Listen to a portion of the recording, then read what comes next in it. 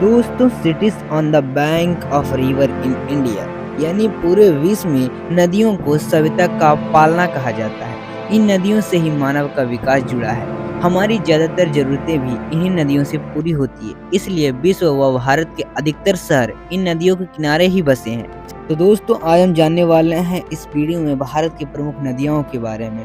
तो हम एनिमेशन के माध्यम से हम इनके उद्गम स्थल और इनके समाप्ति स्थल के बारे में जानने वाले हैं। तो आइए दोस्तों, शुरू करते हैं। दोस्तों, भारत की प्रमुख नदियों को दो भागों में विभाजित किया गया है। इसे हम कहते हैं हिमालय की नदियां और दूसरा हम कहते हैं प्रायद्वीपीय नदी। हिमालय नदियां भारत की हिमालय नदी प्रणाली गंगा, सिंधु और ब्रह्मपुत्र नदी प्रणाली है। हिमालय की नदियां बड़े बेसिन बनाती है और कई नदियां हिमालय से होकर गुजरती है। खाड़ी चट्टान वाले इन गहरी घाटियों का निर्माण हिमालय के उत्थान की अवधि के दौरान नदी के कटाव से हुआ था। ये नदियां बारमासी है क्योंकि उन्हें वर्षा से पानी मिलता है, साथ ही बर्फ भी पिघलते हैं। उनमें से लगभग सभी विशाल मैदान बनाते हैं। इन नदियों में पनबिजली उत्पन्न करने के लिए उनके अपशिष्टम जलग्रहण क्षेत्र में भी दोहन किया जाता है। साथ ही दोस्तों, प्रायद्वीपीय नदी सबसे पुरानी जल निकासी व्यवस्था प्रायद्वीपीय जल निकासी है। यह हिमालय की जल निकासी व्यवस्था से भी पुरानी है। प्रायद्वीपीय नदी के पानी को बांटने का कार्य पश्चिमी घाट करती है, जिससे यह पानी बंगाल की खाड़ी और अरब सागर में बढ़ जाता है। नर्मदा और तापी को छोड़कर अधिकांश प्रमुख प्रायद्वीपीय नदियां पश्चिम से होकर पूर्व की ओर प्रवाह करती हैं। इनमें प्रमुख रूप से चंबल, सिंध, बेतवा, केन, सोन, महानदी, गोदावरी, कृष्णा, कावेरी प्रमुख नदियां हैं। तो दोस्तों, आइए हम एक एक करके इन नदियों के बारे में जानते हैं। फर्स्ट, गंगा, जिसे हिंदुओं द्वारा पवित्र माना जाता है।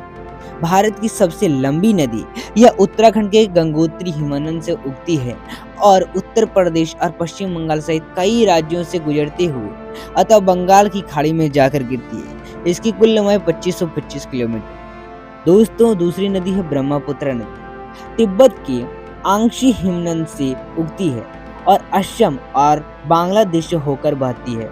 यह मानसून के दौरान अत्यधिक बाढ़ के लिए मानी जाती है। दोस्तों, तीसरी नदी है यमुना नदी, गंगा की प्रमुख सहायक नदी। हिमाचल प्रदेश, उत्तराखंड, उत्तर प्रदेश और हरियाणा सहित विभिन्न राज्यों में होकर बहती है।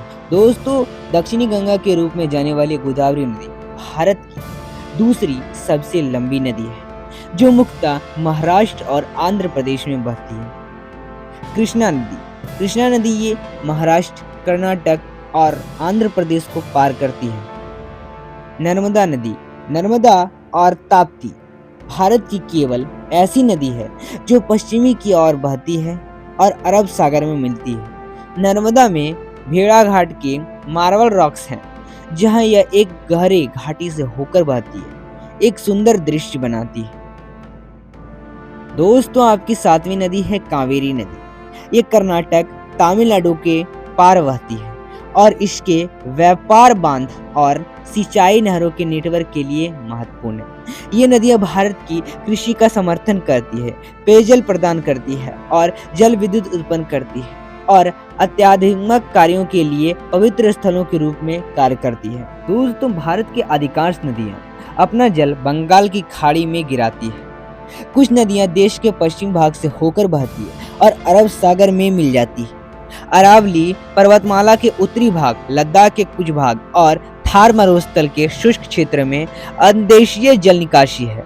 दोस्तों, महानदी मध्य भारत के सतपुड़ा रेंज से निकलती है और यह पूर्वी भारत की प्रसिद्ध नदी है। यह पूर्व की ओर बंगाल की खाड़ी में बहती है और महानदी महाराष्ट्र, छत्तीसगढ़, झारखंड और उड़ीसा राज्य से होकर गुजरती है।